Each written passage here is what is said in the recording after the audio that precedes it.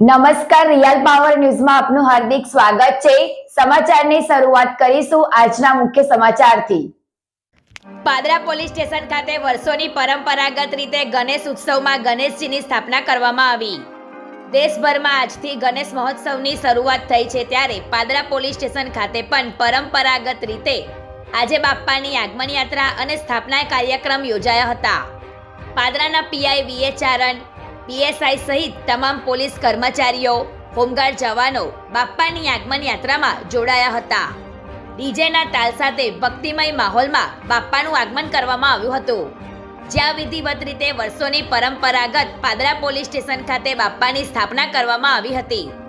10 દિવસ આનંદ સાથે વિધિ વિધાન મુજબ પૂજા અર્ચના કરવામાં આવશે અને ભવ્ય વિસર્જન યાત્રા પણ પાદરા પોલીસ સ્ટેશન ખાતેથી નીકળશે। પ્રકાશ પટેલનો report, real power news, Padra.